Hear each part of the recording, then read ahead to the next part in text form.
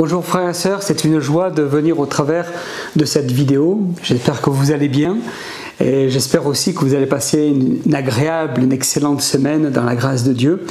Voilà, c'est une joie pour moi de partager une série cette semaine. On va se retrouver quelques minutes ensemble chaque jour. On va aborder un thème, un seul thème que nous allons vraiment développer et on va avancer au fur et à mesure, tranquillement, tout au long de cette semaine. Je voudrais vous parler de l'identité. Qui suis-je? Toute une question. C'est vrai que quand on regarde différentes prédications, vous avez dû certainement écouter des messages, d'excellents messages, vous avez dû regarder, lire des articles, et vous êtes aperçu que c'est un sujet qui est vaste, un sujet qui est incroyablement vaste.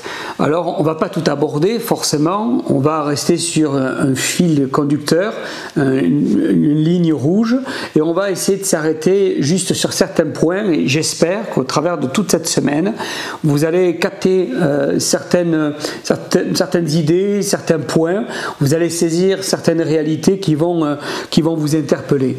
Mais c'est vrai qu'il y a un besoin de savoir qui nous sommes, un besoin de vraiment savoir où nous devons aller.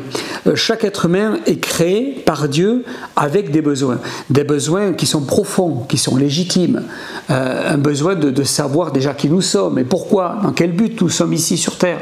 Il y a tellement de choses qui sont là, et quand on regarde un petit peu aujourd'hui dans le monde dans lequel on vit, au moment où je vous fais cette vidéo, nous sommes en pleine crise sanitaire avec le Covid-19, et il y a des drames qui se passent autour de nous dans les hôpitaux et dans les EHPAD, et il y a vraiment une crise sanitaire.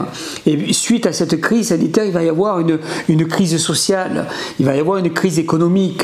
Et c'est vrai que tout au long des siècles, on s'aperçoit que l'homme vit avec des crises, toutes sortes de crises. Et je veux croire aussi qu'il y a aussi une crise identitaire. Il y a des gens qui ne savent pas qui ils sont, pourquoi ils sont sur cette terre et dans quel but ils sont sur cette terre. Et si c'est vrai qu'il y a une crise économique, spirituelle, sanitaire, sociale, cette crise identitaire, elle est profonde, elle est en nous. C'est quelque chose qui est là au plus profond de notre cœur, qui nous tourmente parfois, qui vraiment amène des hommes et des femmes à de réelles dépressions.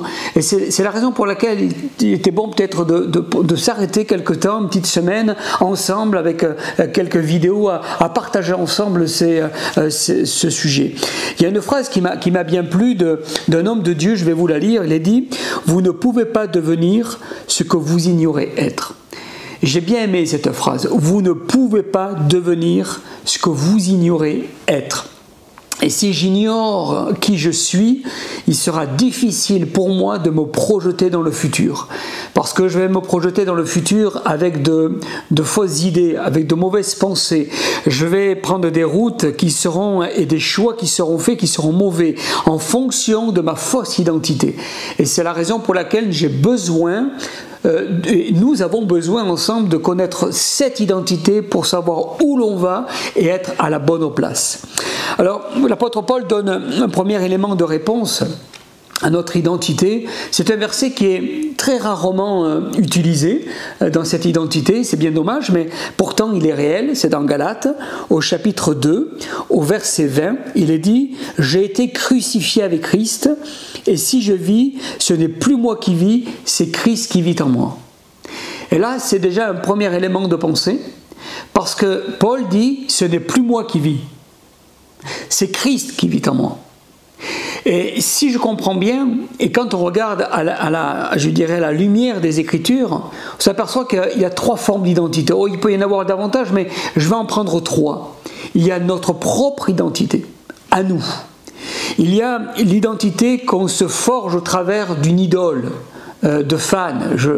Quand il y a eu le décès de Johnny Hallyday, on a vu des personnes, c'était de vrais fans de Johnny Hallyday. Ils s'étaient même identifiés à lui, c'est-à-dire qu'ils s'étaient complètement effacés. Ils avaient perdu leur identité pour rentrer dans l'identité d'un autre. C'était complètement fou. Et vous avez des gens aujourd'hui, parce qu'ils ne se retrouvent pas dans leur identité, parce qu'ils sont mal dans leur identité, qui vont se forger, se construire construire une identité au travers d'une idole, d'un fan, au travers de quelqu'un qu'on va apprécier, au travers d'une personne qu'on va idéaliser. Et on s'aperçoit que finalement, il y a des gens qui vont complètement s'effacer pour devenir quelqu'un d'autre. Alors ça, c'est la deuxième forme d'identité. Puis, vous en avez une troisième, c'est celle sur laquelle on va s'arrêter davantage, et la plus importante en fait, c'est l'identité en Christ. Et ce que je trouve intéressant dans l'identité en Christ, c'est que Jésus n'efface pas notre identité. Au contraire, il la révèle. Parce que la parole de Dieu, la Bible nous dit que la parole de Dieu est un révélateur. Il va révéler les dons, les talents que Dieu a déposés dans notre vie. Là où nous, on va être complètement, je dirais, noyés, noircis par le péché, et parce que le péché nous empêche de voir notre vraie identité, la Christ, lui, va venir non pas comme une idole, je dirais, prendre notre place, non pas venir comme un fan et essayer d'effacer qui nous sommes, non, il va venir comme un révélateur. Il va révéler qui nous sommes, il va révéler nos dons, nos talents au travers de lui. Et c'est pour ça que Paul dit, mais c'est plus moi qui vis, c'est Christ qui vit en moi. Et en vivant en moi, eh bien, il va révéler des choses extraordinaires dans notre vie. Dans la Genèse, au chapitre 1er, verset 26, Dieu dit ceci, « Faisons l'homme à notre image et à notre ressemblance. Et Dieu créa l'homme à son image et il créa l'homme à l'image de Dieu. » J'aime bien ce texte. C'est un texte qui est puissant parce qu'il dit « Faisons l'homme à notre image. » À la ressemblance. Et Dieu créa l'homme à son image et il créa à l'image de Dieu. Littéralement, dans ce texte, c'est à l'identique.